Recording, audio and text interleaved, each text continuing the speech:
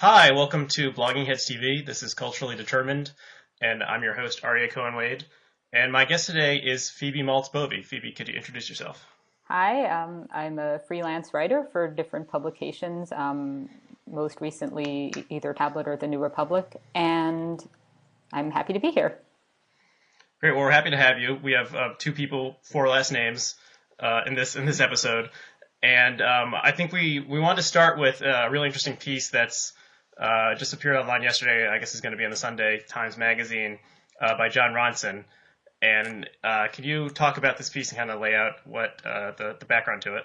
Right. Well, so basically, it starts with it's about Justine Sacco and other victims of viral shaming on social media. And it's really, really fascinating. So Ronson's been interviewing people who've had this happen to them, although we can go into responsibility and all of that more later. But basically, different people have written something kind of stupid online, and it's just blown up completely out of proportion to what they could have possibly imagined. They've gotten fired.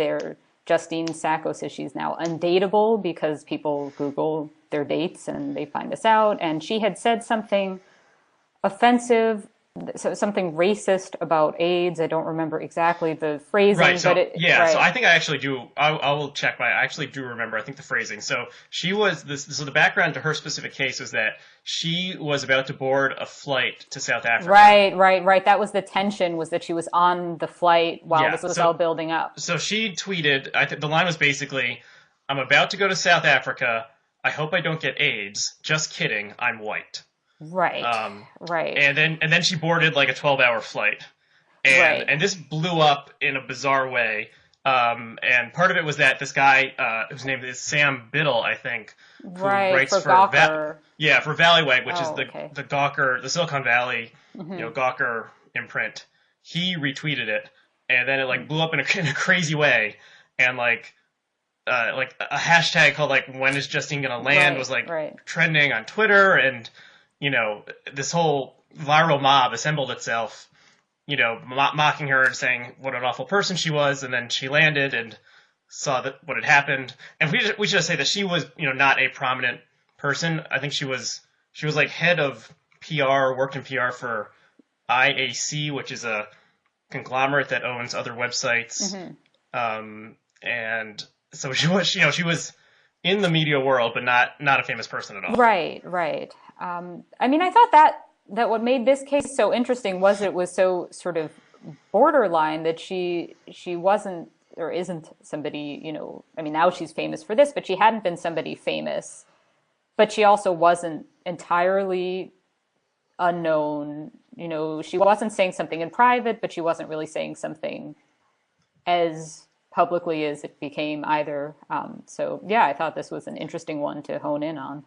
Yeah, so she only had a couple hundred Twitter followers, and so she was basically, she was more or less a regular person, and she made this off-color, offensive, horribly offensive, different people can interpret different ways, joke, and, as she explained it, the joke was making fun of, she was not saying, haha, I'm white, I'll never get AIDS. The joke was making fun of that, that kind of mindset, and sarcasm plays very poorly online sometimes. Yes. And so I think we can believe her that she is not a horrible racist.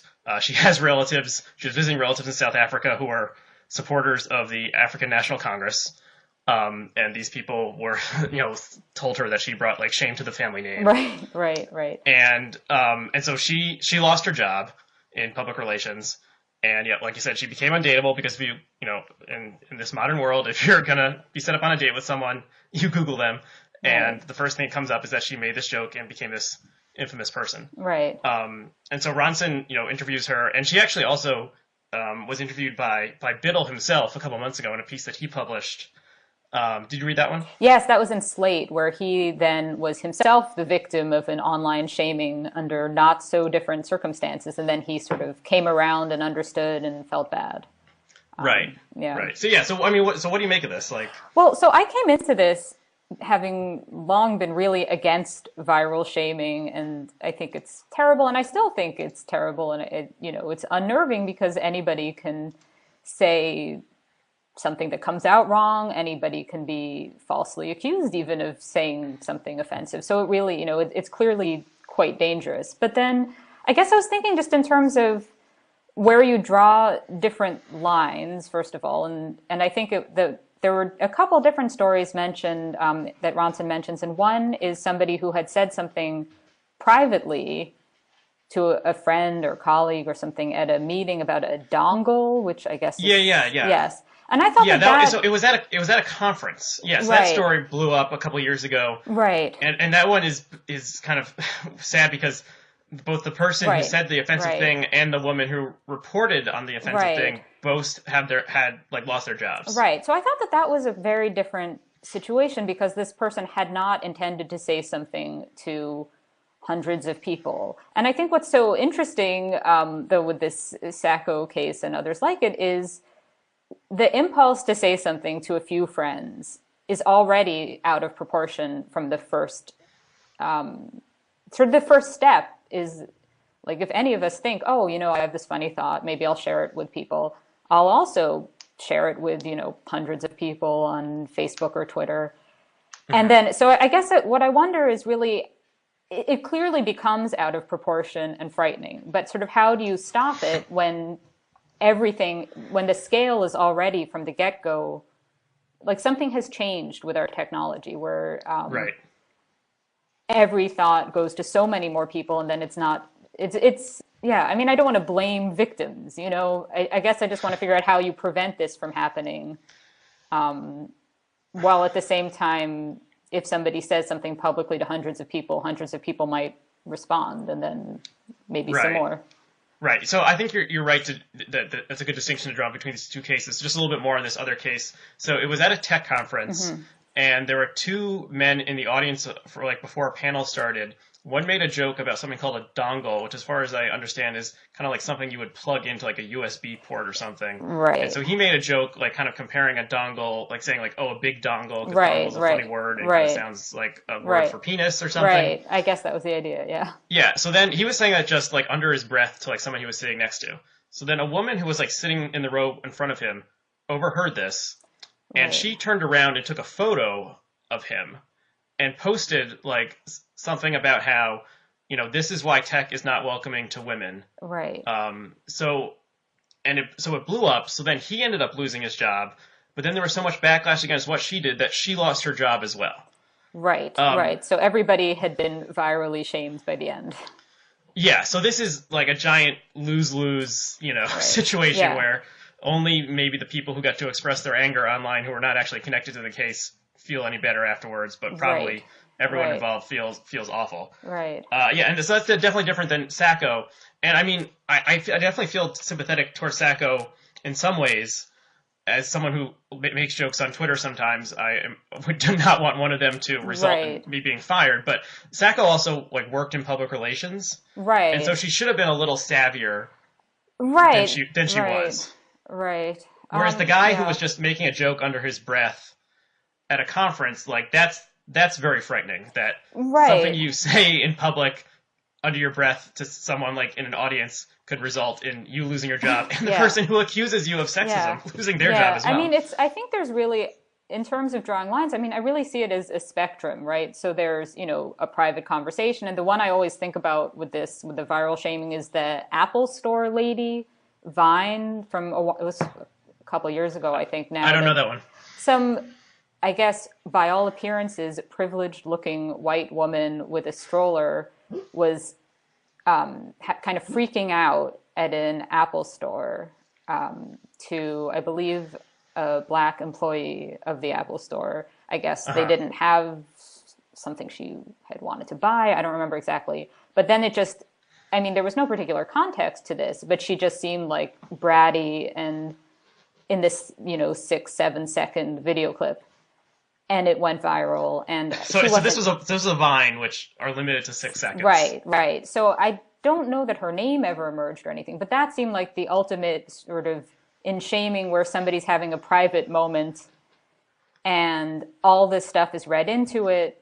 And, but then I guess there are cases another one that I had thought of was one that Michelle Goldberg actually mentions in her response to Jonathan Chait's article about P.C., where she, and this was also something that I'd actually blogged about, was a piece in Baffler that had come out recently, where a man was, I don't remember his name, was basically, it was a personal essay, and the author was sort of boasting about having gotten drunk during paternity leave and having sort of let his wife do all the work with their child. And this had also gone somewhat viral with people very angry at him. But then, it's an article, but it's an article for a small publication. And does that change things? And everything, like the perspective, the proportion rather, is always a bit off. But then sort of, if it's an article, is it okay?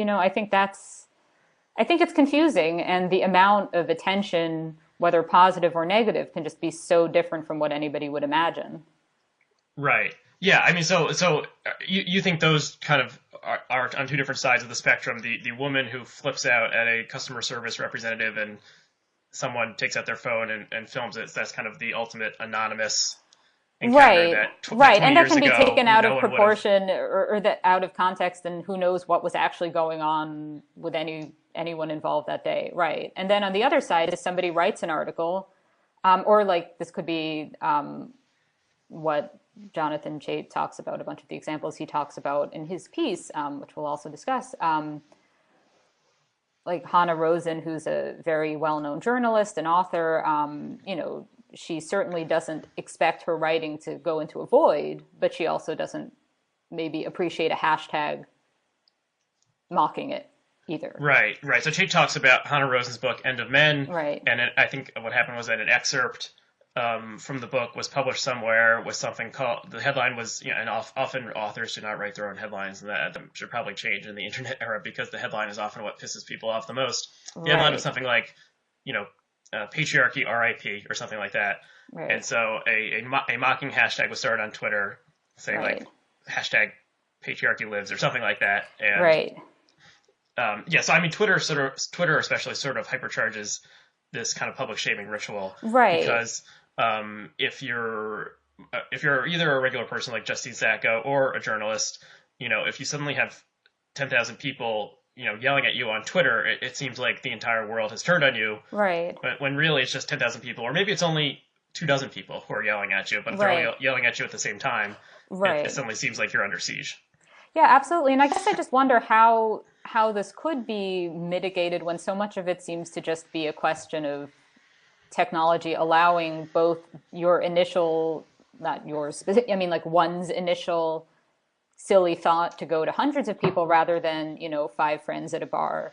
Mm-hmm. The scale is off from the beginning, and people just aren't really used to what that means. And when you see it, like with that Baffler article, I saw it and I thought, okay, that is, a bit odd. And I didn't agree with the people who were saying that he's, I think it was Jessica Valenti who had said that this author was like the worst person in the world or something. And obviously, speaking hyperbolically, but at the same time, I'm sure, that would probably sting. But no one wants to be called history's greatest monster. Right. Yeah. So I mean, I read the Michelle Goldberg piece, but I didn't read the piece that she was discussing. But yeah, I mean, if you publish a piece online these days, and it's even a blog post, you have to think that there's some chance that it could go viral. Right. And if it goes viral, some people aren't going to like it. So I don't like have sympathy for the guy who was describing acting kind of like a jerk or something during his paternity leave, and then a bunch of people started hating on him. Like that's kind of that's all in the game. It kind of seems like to me. I mean, well, the only sort of caveat I think to that, and I don't know, in this particular case, it seems like this man has a totally unrelated career and just happened to write this piece for the Baffler. But it seems like there are publications, though, and I haven't really been looking at it lately, but at one point, at least ExoJane, and certainly like Thought Catalog, where their business model is pretty much get unknown people to say offensive or provocative things online. The publication makes and it's that's not so great either. And if that's how you feel, if that's what you feel you have to put out there to sort of make your name, that's already that's its own problem. So I think this kind of naturally segues into the Chait piece, because you know, you could kind of see, what Chait's talking about, playing out along not exactly political lines, but in some ways it is, because, Justine Sacco made a joke that was not politically correct. We can all agree on that. And so she was shamed because her joke was like playing with racist tropes. That's at least a neutral way to say it. And then, the people in this discussion, in this example at the tech conference, the woman who tweeted thought that she was striking a blow against sexism in tech. The guy was making a joke that, was possibly sexist or, mildly offensive or something along gender lines. And, so the identity categories that fuel kind of the PC hysteria are the things that kind of hypercharge these like incidents that blow up. Well, some of them, I think. Right, many of them, because those are the fault lines. Well, I think around which most people get in trouble. So I think that's definitely part of it, is the sort of privilege checking side of things. But I think there's also, and this comes up in Ronson's piece about what happens when the woman who had called out the dongle joke is herself then internet mobbed. And then, of course, there's, Amanda Hess's piece about women getting harassed online. I think that there's a sort of anti-PC shadow mob. Yeah. So I think that there are definitely, I think the possibility, like, I feel like I've met with sort of very, very minor versions of both sorts of pylon, both the, I said something that somebody misinterpreted type pylon and, where it wasn't PC enough. And then also the, oh, you're too PC. And then people are all on Twitter annoyed. So I think that it definitely exists on both sides. I think it may have started, though, on the left. I'm not sure. Yeah, so I mean, I had a conversation on Blogging His, which we'll link to with Freddie DeBoer, where we discussed this, and he's obviously a person who's on the left, and he kind of agreed with a lot of what Chait said. And what we discussed was kind of that, so political correctness is one way to put it, but like language policing is a more neutral way to put it. And, language policing could happen on any political side on any issue. Right. And, the Israel debate is one where people are, told that they can't speak about this, or that because of something they said, they're disqualified. So it plays out along multiple lines for sure. I mean, so, I mean, I think that Chait, I wrote a piece about how Chait's critics, I think, misread the piece, and maybe that's partially Chait's fault. But my piece was about how, it was basically a thought experiment. What if Jonathan Chait was actually a cyborg, and had, and the real Jonathan Chait is like in a gooey cocoon, like in the Matrix, and then, a robot has been writing his pieces for the past 3 years, and so a robot wrote this piece that everyone was pissed off about, not a white man. And so, because so many of the critics of Chait's piece, attacked him for his identity of being a white man, and sometimes that was all they said. Alex Perrine's piece in particular was very ad hominem and barely made an argument at all. It was just calling Chait a sad white man. So that's not really an argument. And so I am kind of troubled by this idea that's kind of percolating on the left that if you are a white man, so I'm obviously a white man, then like you can't speak about this, and if you do speak about it, we're just going to tell you to shut up. So I'm troubled by this. Well, I have a couple different thoughts about this. The first is that I think just baseline, it was marketed, and I don't remember whether this was Alex Perrine or somebody else commenting on it, but the piece was marketed by New York Magazine as a white man or white liberal says such and such, right. And he himself refers to his identity in the piece and what it means. So it's not just that people are sort of Googling and saying, look at how pale this man is, Right. So I think that was meant to be up for discussion, and that was part of it. But once again, that goes back to the idea that the person writing the piece often doesn't write the headline or the the promotional head. So in one version, possibly just the print version, it said like Right. what happens when a white man like Right. stands up to PC. So Right. I think it was kind of mocking that Right. kind of Right. upworthy kind of headline to begin with. But yeah, I Oh, mean, of so course, yeah. it's not So that's like one aspect of it, but the other is that, and I guess this is maybe a little too meta, but this is an argument. I mean, his general point about the privilege checking and all of this, I mean, this is an argument that is not at all new. It's been going on for a really long time.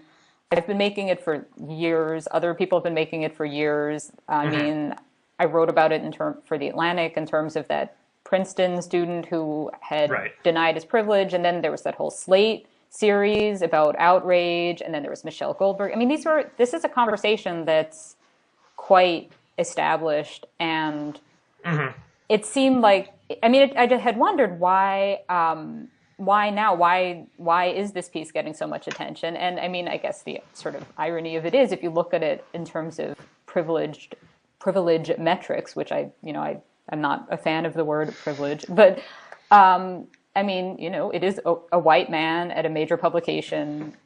Once he says something that basically everybody has already been saying, now it's the conversation. So I thought that was a little funny.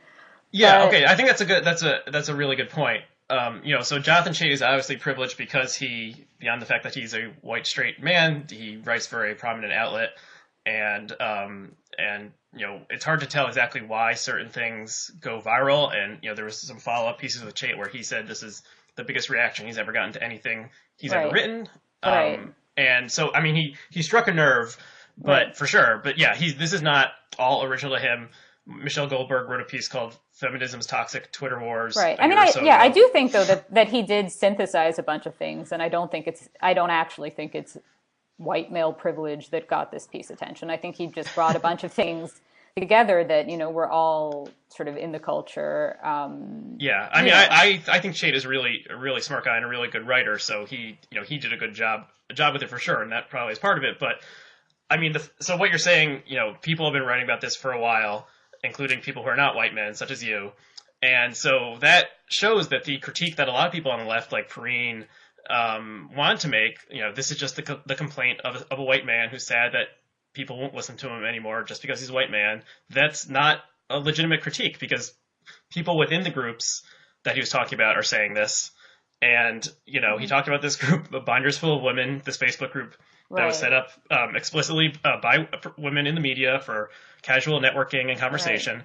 And it kind of became hijacked by people who were constantly backbiting and fighting and saying, if we look at a thread where there are no women of color on it, then maybe there are racist assumptions in here. And, this is a phenomenon that minority is, more troubling for minority groups. As I said in another conversation on Blogging Heads, Jonathan Chait is going to be fine no matter what you say about him. Like, he's a white man who has a prominent perch. Like, he's going to cash his paycheck. But a minority group member who goes against the doesn't toe the party line is going to suffer. Right. Well, that was what I had wondered, though, about when you were saying, like, what if Chait were a robot? I mean, I do think that in my experience of these online threads, which I mostly will just read and not participate in, is, the sort of the privilege checking tends to be among people who are all of equivalent levels of whichever form of privilege. There's no reason to think that and I think that what I've seen in sort of critiques of PC, people will sort of assume that it's black women criticizing white men, when that's not really how it plays out. It's very often, a white man speaking for a theoretical black woman he doesn't even know. It's sort of right. So right. I think it's not actually that white men are the victims of the new PC. I think it's, anybody could be a victim of one of these pylons, and it's not as identity based as people seem to think it is. Right. Freddie DeBoer has been writing a lot about this in the past couple of weeks and tweeting about it. Right. And as he says, the only person who ever says check your privilege is someone who is privileged. Because if you're not privileged, you've never heard this phrase. I don't want to toot my own horn, but I've been saying this also for like years. Yeah, I mean, of course. Oh, yeah, you're right. So you've written about privilege for the past couple of years too. Yeah. So this is kind of a game that people who went to elite colleges play with each other. A game, not kind of a strange game. Right. And but it's a way. Yeah. I mean, it's this whole.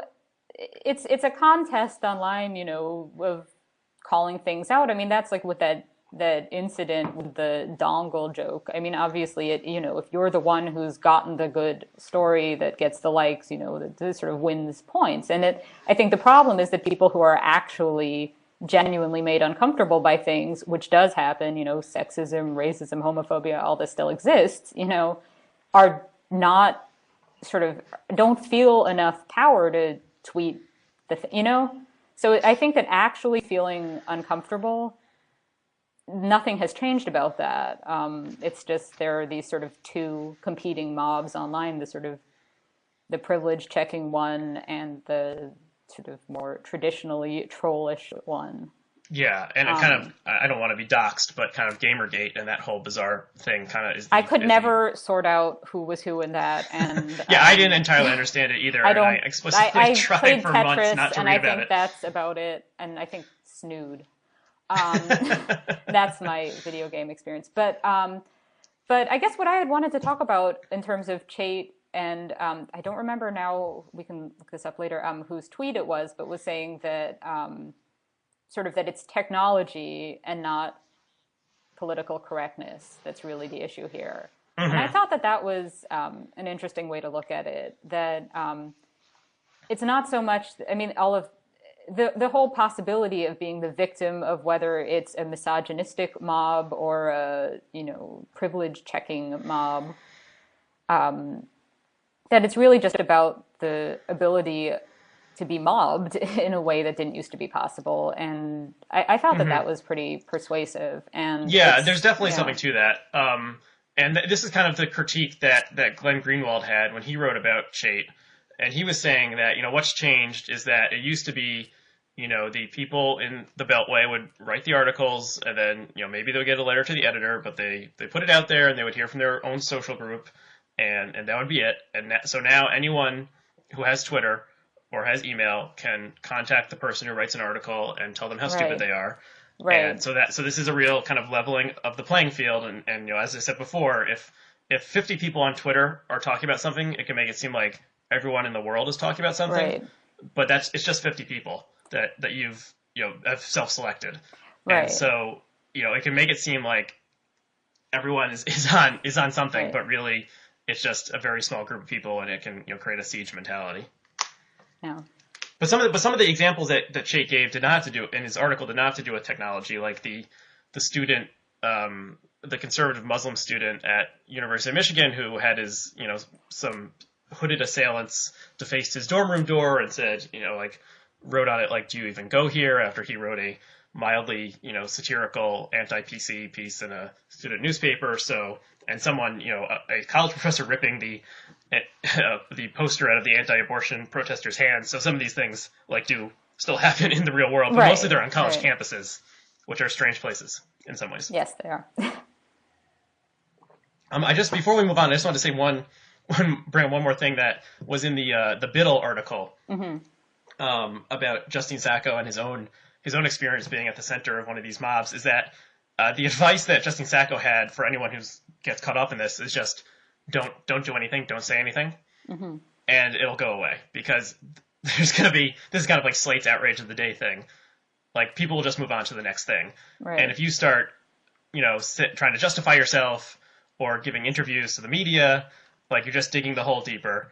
And this is kind of what happened with Brian Williams, and obviously Brian Williams can't go quiet because he wants to be hosting the nightly news. Well, that's I think where the tension lies, right? I mean, that Princeton undergrad who wrote the thing about privilege, denying white privilege or whatever that was. On the one hand, how awful, I wrote for my student newspaper in college. I wouldn't want those things to go viral, It's at the same time, though, I think he also did want the publicity. And then to stick with the sort of Princeton theme, then there's that Princeton mom who is making her career out of this. So I think it depends really where you want to go with it. It seems like there are people who kind of flip the script, I guess, and then it's like, there are people who want to use the publicity engine for their own purposes, and that's kind of the other side of this. Right. But then I'm sure that Princeton, the Princeton student who wrote about white privilege, or the Princeton mom are getting a ton of hate if they're on Twitter or Facebook or whatever, along with whatever publicity Right. they I mean, want. I think there's a whole separate issue, which is the, threats and all of that, which, are obviously horrible. And, that's different from people disagreeing with you in greater numbers than you would have anticipated. I mean, it's a totally different thing. Yeah, and there's actually a really interesting piece that aired on This American Life a couple weeks ago, that was by Lindy West, about who gets trolled a lot, including this kind of violent misogynistic trolling. And so she wrote something that pissed a lot of people off, and then a troll on Twitter started trolling her from an account that he created that was named after Lindy West's recently deceased father. Oh God. And this is a fascinating. We'll include the link. I implore everyone to listen to this, because she actually ends up tracking the guy down and having a conversation with him on This American Life, and he kind of explains what he was thinking when he did this. So it's really interesting. But I'm sure when that guy was doing that, I'm sure he didn't really think he obviously didn't think how much he was going to hurt someone else, and he probably just thought it was all part of this game. I think there's also some professor, I think, is it Mary Beard in the UK, who kind of tracks down her trolls also on Twitter. Right. I think that's kind of for women who are receiving these messages, but who do have some sort of platform. I mean, I guess it can work. It's obviously not going to help. It's not a method that'll work if you're sort of anonymous in the world, or but it might work. Yeah. There was a New Yorker article about her, and I believe a lot of her trolls were actually just teenage boys. And is she the one who would contact the mothers, or is that someone else? I don't remember. I even wrote about this for the dish, but I don't remember exactly. Okay, yeah, there was someone who started contacting these, finding out that a lot of the people violently trolling her online were teenage boys, and then she would find their addresses and call up their mothers, and the mothers would be oh my God, that little shit, I'm gonna, he's grounded. So I mean, just the fact that some percentage of the participants in these conversations are 14-year-old boys kind of adds to the whole absurdity of the situation. So do you have anything else you want to say about Chait, P.C, or online mobs or anything like that? I mean, I could go on about it forever, but I'll stop for now.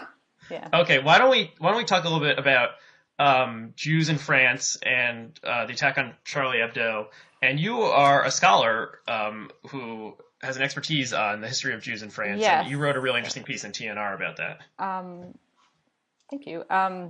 So basically, so my PhD is from NYU in French and French studies, and what I focused on was 19th century French Jewish history and literature. But what I wrote about sort of has more, for the New Republic, is more about what does it mean that Jews have become the sort of ultimate symbol of either France or, more broadly, the West.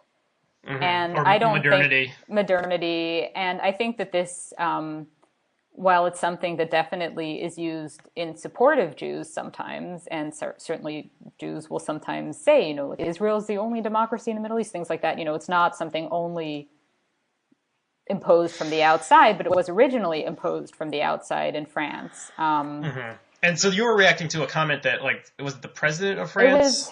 I think it was the prime minister of... Oh, right, the prime minister, right. So he said something... Said that, that France without Jews wouldn't be France. Mm-hmm. France without... And he's of Spanish origin. And he's saying that if all the French people of Spanish origin left, France would still be France. But if the Jews left, no, because... And it's true. So French Jews got citizenship in 1791 during the French Revolution. And this was this real turning point for both France and, in a certain sense, the West, that, if a Jew could be a citizen, then sort of anybody could immigrate and, be assimilated into being a part of whichever modern Western nation. So that's sort of where what he was talking about there. But what I was saying is that this is actually a dangerous position to be in, because then when the West or modernity or whatever it is under attack, and this also comes up in the Glenn Greenwald piece, then who always represents the West? Well, Jews, and then that's not so great if you happen to be a Jew who's just a person and not an embodiment of the West. Yeah. So this is really interesting. So when I first read that statement by the Prime Minister, that made me feel good and made it feel like the French government was standing behind its Jewish citizens, and I think a lot of the narratives that people wanted to tell about what happened at Charlie Hebdo were changed or were rendered moot by the fact that the accomplice attacked a kosher market. Right. And I think fewer people on the American left have grappled with why their accomplice decided to attack a kosher market. Right. And the Greenwald piece, which I thought was one of the worst things I've ever read and prompted me to write about 3,000 words in reply. We'll link to both of these pieces. So he posted it like a couple hours, like 2 days after the Charlie Hebdo attack and a couple hours before we learned about the kosher market attack. And so he was actually responding to Jonathan Chait, who I guess is kind of the sub-theme or the wizard behind our whole conversation today. Hope he listens. Yeah. So Chait wrote a piece right after Charlie Hebdo, and so there was a debate in the U.S. about whether to reprint these offensive cartoons that are part of the reason that Charlie Hebdo was attacked. And many mainstream outlets in the United States did not print them. The New York Times did not print them. I don't think the New York Times even showed an image of the cover that Charlie Hebdo printed, the following week, which is certainly newsworthy. This image of the Prophet Muhammad holding up a sign saying "Je suis Charlie," and the painted above it saying "All is forgiven," which I think is kind of a profound statement that I'm still kind of trying to understand exactly what it means, but I think it is kind of a work of art. So Chait was making the point that we need to print these cartoons. Like, there's an affirmative people in the West who believe in free speech need to reprint the cartoons. And so Greenwald wrote this piece that saying well, I mean, the trouble I'm having with Greenwald's piece is I think it's incoherent, and some people disagree with me. But what he seemed to be saying was that, well, here's you want to reprint these cartoons purporting to speak up for free speech, but actually it's just because these cartoons are going after Muslims. And if we printed some cartoons that went after another group, then let's see how you feel about that. And so he reprinted a number of anti-Semitic cartoons. Mm-hmm. And I think this was a huge mistake. And so he ran this a couple hours before the kosher market attack.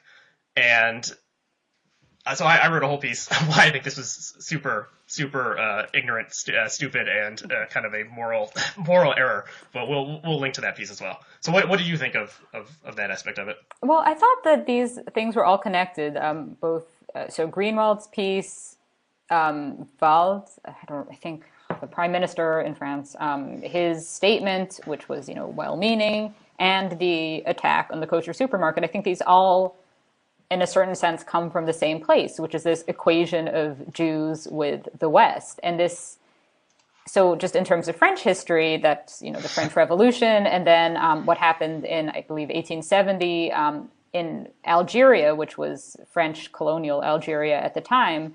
Algerian Jews, but not Algerian Muslims, got French citizenship, which, you'd say, okay, so they were given privilege in this hierarchy, but it pretty much screwed things up in a lot of ways, where they were these intermediaries kind of hated by everybody.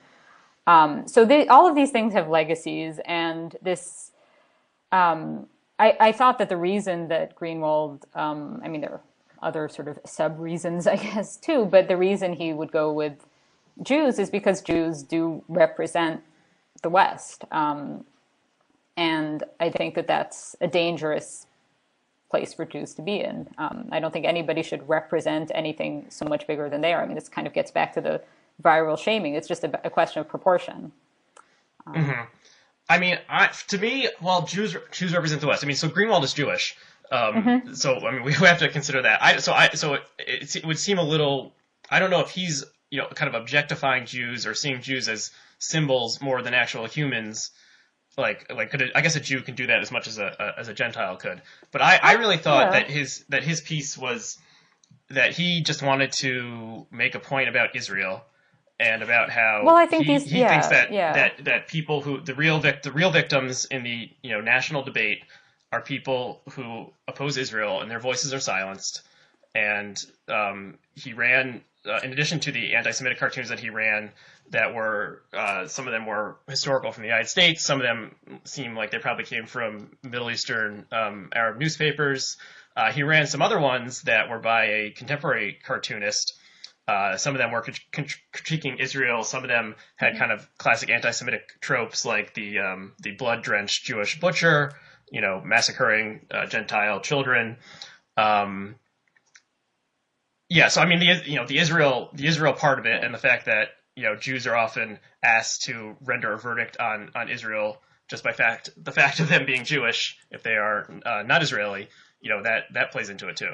Right. I mean, I think there is certainly an angle of he could have it's possible he picked Jews because he's Jewish, and just, if he had picked, African Americans, that might have just seemed a little odd. I think there's certainly an angle of, what if people mocked the group I'm part of, that's, what I'm saying, that he, that could have been one reason. It could have been also, I think in part to make a point about Israel, and certainly people have been known to turn entirely unrelated conversations into ones. Although I don't know that it's entirely unrelated. I mean, I think, Israel also represents the West. And I mean, the way it's often described, what goes on in Paris is like that the conflict in the Middle East is playing itself out on the streets of Paris, which is its own question. But right. So I mean, I gave a fuller discussion of this topic in the piece that I posted on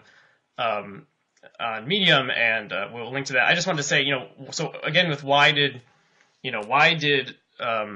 Greenwald choose Jews? I think part of the reason is he knew that he wouldn't actually get in trouble. Some people like me would get pissed off, and maybe some people would say, I'm not going to read him anymore. But they're not gonna lose funding at The Intercept, which is a nonprofit being funded by Pierre Omidyar, who founded eBay. He's not going to get disinvited to speak at the New York Times, or David Carr passed away suddenly last night. The final thing he did before he died was moderating a discussion with Glenn Greenwald and Edward Snowden and Laura Poitras. Glenn Greenwald and everyone at The Intercept, after they published these cartoons, were able to go to bed and sleep soundly in their beds at night without any fear for their personal safety. So publishing a cartoon about the Prophet Muhammad is a dangerous act that could result in you getting killed. It's not very likely, and it's only happened a couple times, but this is what we saw happening in Charlie Hebdo. And publishing a cartoon that makes fun of African Americans, that could get you'll lose your job for that probably, and you will not get invited to speak at the New York Times anymore. I think, I doubt he was in fear for his life after that. I mean, I think it's also, I mean, he's just so famous for other work that I feel like it would have to be something pretty out there that he would have to publish to be completely shunned by people who support what he's done. Right. In terms of Snowden. So in my piece, I compared it to what happened to Michael Richards, who played Kramer on Seinfeld, and he said the racial slur that we call the N-word during a stand-up bit, and his career is over. He has not appeared pretty much anywhere in the 10 years since that happened. And so there's a taboo that makes total sense, and I completely agree with, in American life about offensive jokes, offensive terms, offensive images regarding African Americans. And this taboo is stronger than any other taboo in American life. And if Glenn Greenwald wanted to prove a point about freedom of speech and breaking taboos, he could have tried to break that taboo. And the fact that he didn't kind of shows that, what he was saying, whatever argument he was making, wasn't really. Yeah, I'm not entirely sure. I don't think, unless we can go into his mind, we'll know exactly why he chose that example. And I couldn't tell. I read the piece too, and I couldn't tell quite where he was going. It did just seem sort of a piece with this idea that the West means this sort of rah-rah support of Jews, which I think the rah-rah support is also dangerous in certain respects. So, yeah, that was sort of how I interpreted it. But yeah, I wasn't entirely sure. And I guess, yeah, I do come back to the idea that, yeah, since he's Jewish, he feels like he's not going to be accused of the same type of racism he could be if he had picked any other group. Mm-hmm. Yeah, that makes sense. And, you know, there's the term self-hating Jew that well, it's a complicated issue. is used often in a way that there's kind of, you know, I don't know if there's a self-hating Muslim or self-hating Christian, you know, as a term that is not in such high currency. Well, as there's Catholic guilt, but that's something else. Mm-hmm. Okay, is there anything else you want to say about Charlie Hebdo, Greenwald, Jews, the history of France? I mean, with Jews in France, I could obviously go on, but I think we can continue. Okay, why don't we... Do you want to talk... We probably only have time for one more topic. Do you want to talk cool girls or vaccines? I think cool girls, maybe. Although I support people getting vaccinated and getting their children vaccinated for the right. If you want to be a cool boy, girl, man, or woman, you will get vaccinated. Vaccines are cool. Yeah, you will vaccinate your children. Okay, why don't we talk about cool girls related to the movie Gone Girl and the book Gone Girl, which you wrote about on your blog. Yes, so I'm very late to this topic in a certain sense. I only just, I have it here. Look at this. Here's Gone Girl. I just read it. I had been kind of interested in so first let me just say what Cool Girls, Gone Girl, all of this. So Gillian Flynn's novel Gone Girl is this thriller type suspense novel. Am I allowed to do spoilers? Do we know? Yeah, so if you have not seen the movie Gone Girl or read the book and you feel like you want to, you probably should, you know, end listening to this conversation now, and we will be discussing it, considering that either everyone has read it, which maybe everyone has at this point because it was a huge bestseller, or at least everyone knows the giant twist that happens about halfway through the book. Great, because I think it would be very difficult to talk about this, especially the cool girl speech, which happens after the reveal.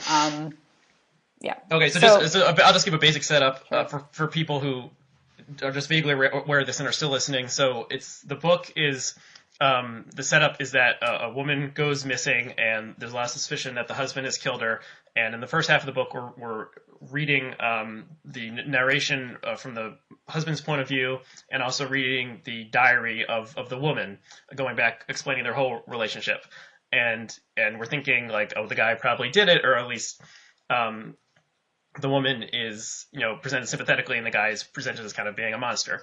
And then there's a big twist halfway through, which is it's revealed that the diary was kind of a fake written by the woman. The woman is kind of a psychopath, and she did a setup frame job to get back at the husband because the husband was cheating on her, and she has actually, you know, escaped, trying to start a new life, and, you know, made a web of lies in order to implicate the husband in her murder. And actually, she plans on killing herself, and so that, you know, the body will come up. At least I believe this is the plot line. And then you know, he will be like given a death sentence. Yes. But then what happens at the very end is that she changes her mind, and with further manipulation, basically gets her husband back, has a child with him in very complicated ways. Yeah, so she ends up with sort of herself. It's very convoluted, but she does end up with sort of the perfect storybook marriage on the outside even though it's been revealed that these two people are awful, and you kind of at the end you feel like they deserve each other, but they decide to stay together so that they can, you know, raise this child, and you know, maybe there'll be a sequel involving the daughter, you know, 10 years from now. It was really, I mean, I couldn't put the book down. Yeah, it's a really good page turner. I mean, it's kind of trashy, but it's definitely written in a way that like you wanna turn the page for sure. Yes. And the movie, I feel like, is not as good as the book. The movie was David Fincher and Ben Affleck played the male lead. I have to still see that, but yeah. Yeah, so that was a great summary. Thank you. And I keep thinking of all the twists, and it's yes. So that is what happens. But then, the reason I read it, I'm not particularly into this genre normally, is that there's this speech, and I until reading the book didn't know quite where it would come from in the book. Called the cool girl speech, where Amy, who's the wife in the book, this is her real diary, not the fake diary from the first half. She explains that she had sort of turned herself before meeting Nick, her husband. She had turned herself into the cool girl. And that's this type of woman who is sort of a male fantasy. I mean, it's a little like manic pixie dream girl or something like that, but it's basically a woman who likes beer and hot dogs and chili dogs and who isn't really uptight at all, and who just happens to be enthusiastic about all sort of classic male straight sexual fantasies, and who's just really sort of this ideal woman for a man who. So the other thing with this speech also is that there's this Amy Schumer sketch that we'll have to link to, where she makes fun of this. But so basically, the whole thing with Gone Girl is that Amy has turned herself into this sort of woman that a man would find perfect, but then it all completely implodes, and she becomes the most high maintenance.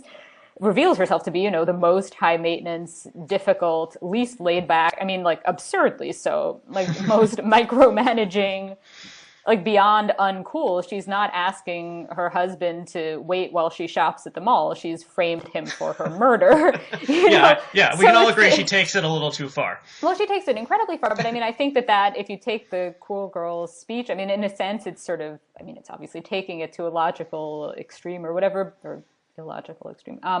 But she's basically, Gillian Flynn is, one might argue, saying that this sort of cool girl act is dangerous, and that it involves pretending to be someone you're not, and that when a woman pretends to be cool with all of these different things and pretends to like everything a man does and to be so it's kind of like the girl who, like, if you can imagine some guy saying, I started dating this girl and she's so cool, like, she loves drinking beer and she'll watch football with me, right? And so that's kind of the cliche. And so so this speech kind of started, or this idea that she crystallized kind of took on a life of its own, that Amy Schumer parodied, and a lot of readers did see saw some truth in this idea.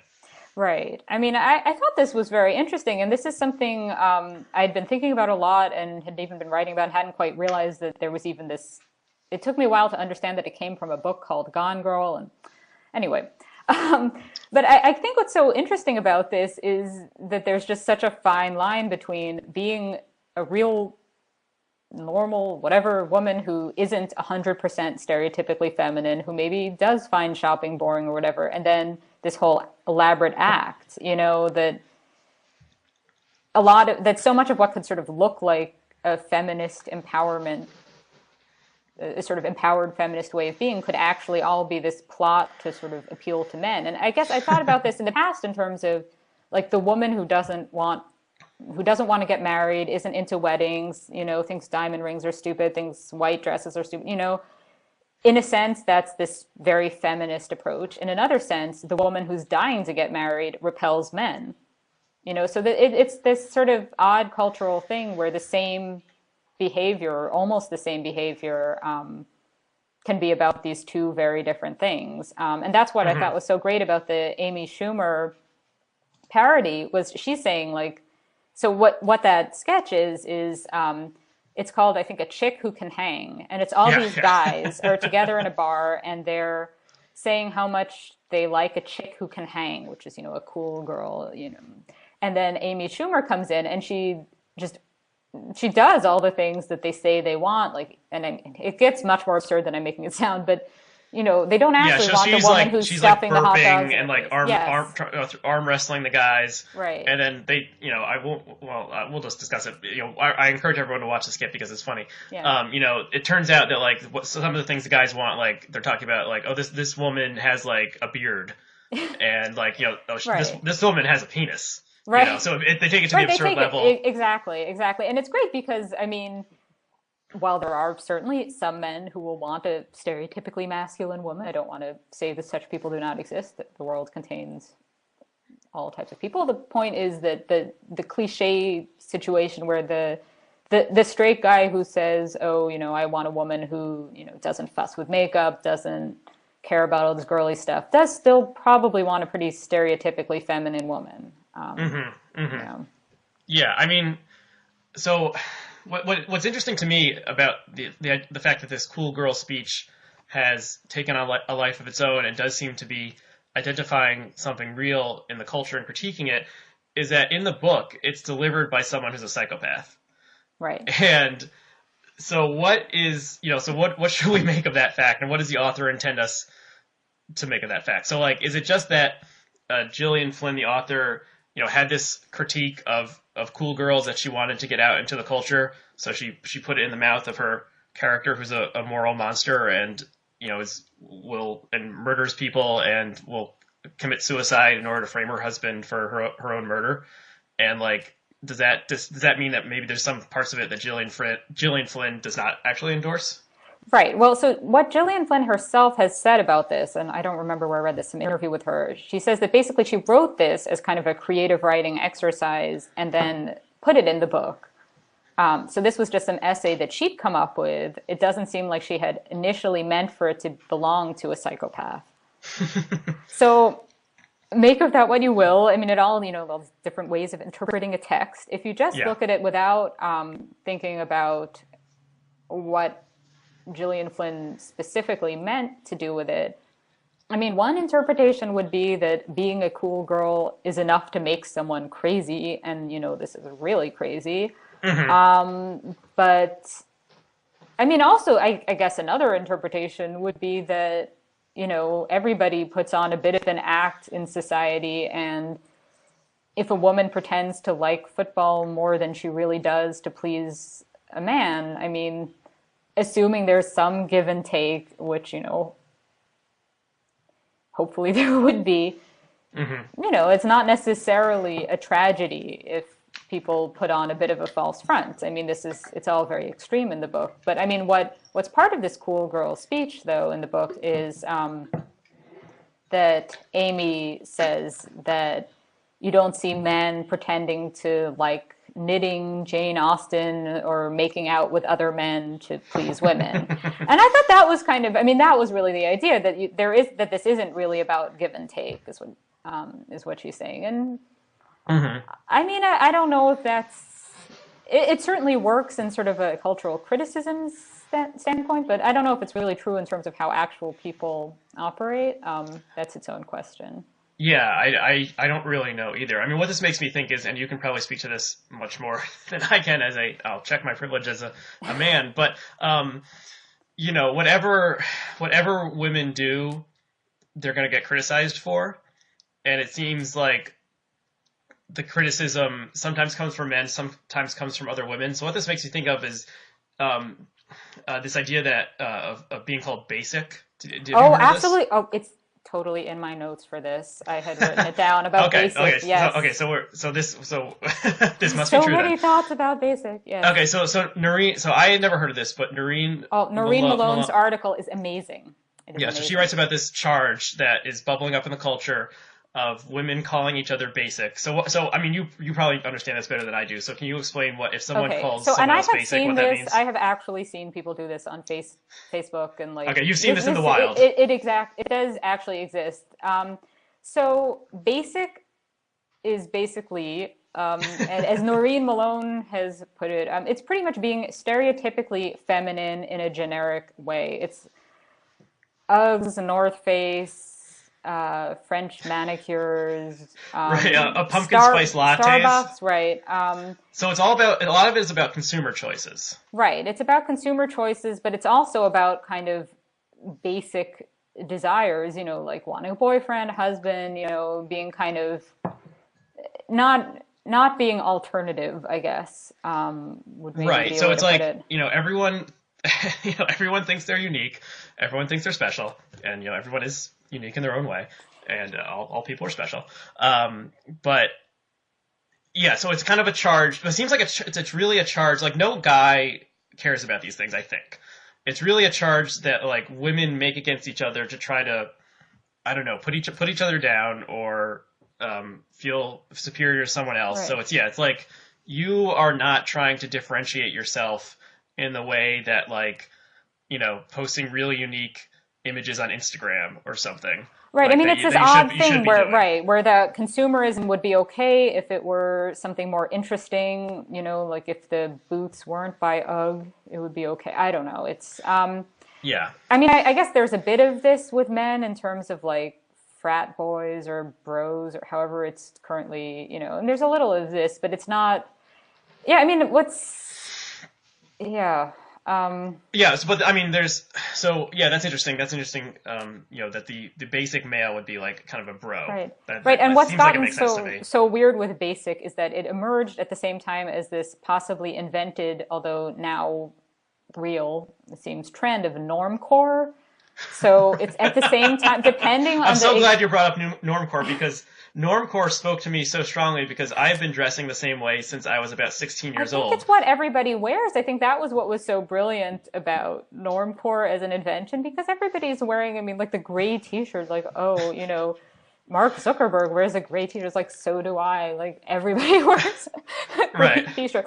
But yeah, I mean, I think it's at this odd time where it became sort of trendy to not care. And then the question is, like, which is are the basics the people who care too much? Or are they just, is it easier to just buy the North Face and Uggs? Because, I mean, I'm near Santa Barbara right now, but normally I live in New Jersey and, you would really have to go out of your way to dress interestingly in a town where the only stores are, like Ann Taylor and J. Crew. I mean, pretty much. Yeah. So the normcore thing I thought was fascinating. So I think normcore is not exactly like everyone just dressing plain. It seemed to me almost like it's dressing kind of like an anti-fashion, and a lot of it looked to me like what people wore in the early to mid 90s. Right, the Seinfeld look, what Jerry would wear. Yeah, and since I have no personal fashion sense whatsoever, and I've basically been dressing the same way since after I ended puberty. I felt like finally like fashion had come back around to my style. Yeah, it's like it's finally my time to shine. So I was really appreciating normcore. And sometimes when my wife and I are out, we'll see some people and I'll be like, "But they look like they're normcore." But also it seems like maybe the whole thing is just fake. So I don't really know what to make of it. But the basic thing I think is fascinating. And I've seen people posting on Facebook trying to take basic back. Trying to be saying like they're proud of being basic. Right. So that's been even before Noreen Malone's piece. There was something in the Guardian where some op-ed where a woman was saying that she was proudly basic. I mean, that's been kind of one of the threads that's gone. I mean, I guess the cool girl is kind of the opposite of a basic because a basic. I mean, it's to return to the sort of Jewish theme. I mean, it's very much like the stereotype about Japs, which is also a slur, and I'm using it not to use it, but to speak about it, and it is at any rate a slur about people exactly like myself who are so the Jewish American princess, a Jewish American princess. Mm-hmm. So I feel like basic is very, very similar to that. I mean, it's this idea of a high maintenance woman who wants stereotypically feminine things, and sort of underlying it is the idea that she wants a man to sort of provide or something like this. So I guess the cool girl is in a sense the opposite of a basic. Although I guess some of the I'm not quite sure how it lines up. I don't know about that. I mean, I am not out in the wild that much to observe these sociological trends. Okay, so we're in our I've read about castle. People, these human beings. Right. So, but it seems to me from that you can be both a cool girl and be basic. Like, do you think that is possible? I guess so. I mean, since the interests are supposed to be, it's complicated, right? So if you like if the basic is the sort of sorority girl type, then of course you would like beer and hanging out and watching football and going, and being sort of, because I think one thing that repels the sort of cliched heterosexual man would be these sort of outlandish fashion choices. So then there's this very popular blog called The Man Repeller, which is about... I don't know this. So it's this fashion blog that's kind of, it's basically about the premise of it is that wearing either high fashion or sort of weird thrift store choices is something that women appreciate on other women, but that it repels men.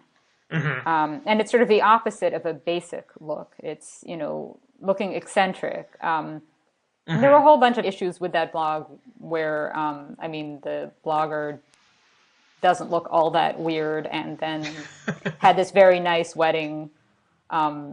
She clearly was not repelling men. The man repeller got married to a man? Boy, that's, call them, stop the presses. That's a scoop. It wasn't actually repellent to men. And it also, part of it was that this blog would have, she would be showing how to dress to repel men, but it would begin with her in something very skimpy and then putting on these layers. And, anytime there's a young, attractive woman in something skimpy, it's not going to repel men. But so there were photographs of her in skimpy clothing, on the Man Repeller? Before, yes, that was the before. Okay, this seems like bullshit to me. Well, it was an interesting premise. I don't think it could have been executed a little better, but at the time this woman was 20, so anyway. Okay, well, so one final thought on this. I think the opposite of basic might be the hipster. Oh yeah, because that's possible. Because, so the basic thing is wearing, it's basically you're not interesting, you just do kind of the conventional thing. Yeah. And so the hipster is they're not drinking pumpkin spice lattes. Well, that's exactly, you're so right, because that's it. It's really about the coffee, because Starbucks, it's about whether you go to Starbucks or one of the third wave, where you get, I guess you can now get a flat white at Starbucks, but the ones where you can get the single origin special, look all minimalist, which I'm such a sucker for this, but yeah, and this trend has finally reached the wilds of Western New York. There are finally some good coffee, independently run coffee places in Rochester, and they're staffed by people who look like hipsters, and they often have tattoos and unusual piercings. No matter which location. I can never figure it out. I go to coffee shops in random places, random towns or Midtown in Manhattan, and there are always, it's this sort of caste in society.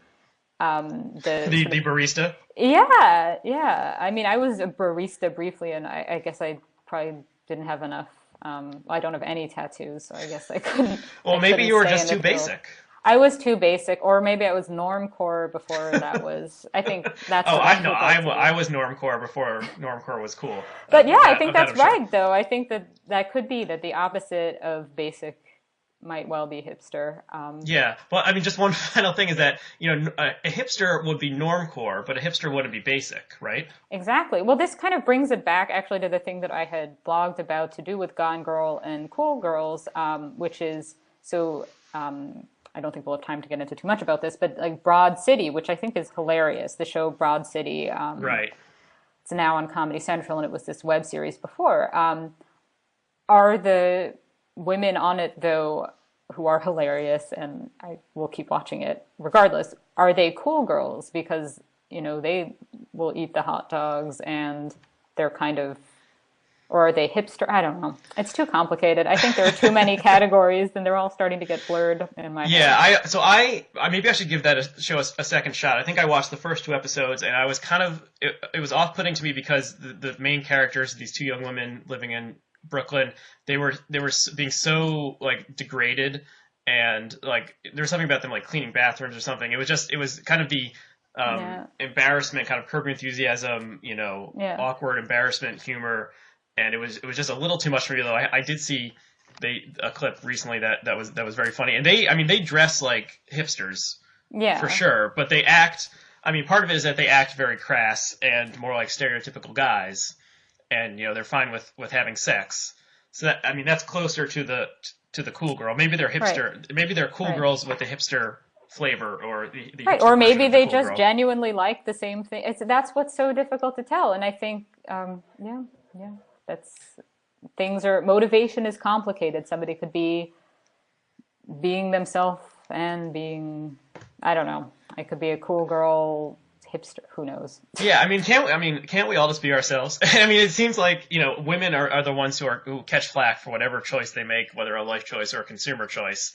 Right. And often it's other, it could be like the mommy wars, or it could be basic. It's often not the privileged white men, keeping them down. It's kind of like an Right. Well, I think that inter-female most war. privilege checking and, this was something I'd meant to point out earlier, is I think it's not so much that the most privileged people get their privilege checked. It's always sort of the second most or the sort of intermediary.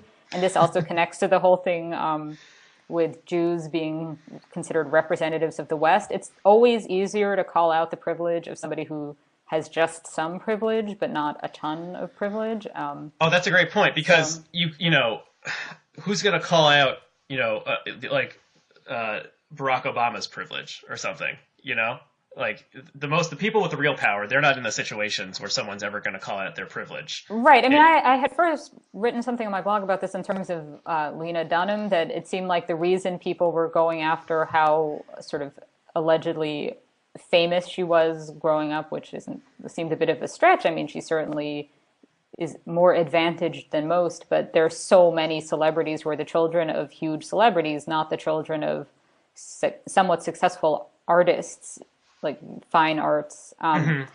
That nobody's going to go after like Kate Hudson for being Goldie Hawn's daughter, because somehow that's just like too huge and it's too accepted. Of course she should be famous. It's her birthright. And then if somebody's just a little bit, had a little bit of a leg up, that's somehow the thing it's more relatable. It's like she's like you, but has had it a bit easier.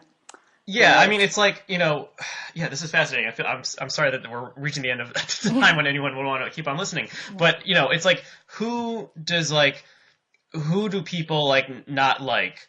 They don't like the person who, like, you could kind of see is sort of like them, but is better, because then it makes them feel bad. So, like, maybe I could never, I'm not jealous about Barack Obama's success, but maybe I'd be jealous about the success of someone I went to college with, who like struck it rich, in like a tech company or something, because it reflects my own personal failings more than something else. So Lena, I mean, we've kind of reached the nadir of all, or the eventual endpoint of all cultural discussions when we bring up Lena Dunham and girls. But she drives people crazy. It's kind of hard to understand why, but maybe it's because she lives. She exposes herself so plainly. She has a non-traditional body type for being on television. And she minds her own life experience so plainly, and she's privileged in some ways because she's the daughter of semi-famous art world figures. Right. But, she's not as privileged as, Allison Williams, Brian Williams' daughter, who is a co-star on Girls. She's less famous. Her parents were much less famous than her. And when Girls first came out and everyone was going nuts about it, and a thousand think pieces were born, Gawker, when they were writing about it, they used to just call all the characters or all the people who are involved in it the daughter of whoever. So instead of saying Allison Williams, they would say Brian Williams' daughter. Instead of saying Zasha, if that's how you say her name, Mamet, they would say David Mamet's daughter. And the woman who plays the fourth character, like her father was in a band or something, but not like someone who is famous. So it is kind of weird that these four young actresses all have famous or semi-famous parents, but they're at this point the show continues on because it's a funny show, and these are talented people, not just people who are famous. Well, I think especially in Lena Dunham's case, I mean, I remember those posts on Gawker, and it just seemed like nobody knows who Lena Dunham's parents are except because of Lena Dunham. And it just seemed like,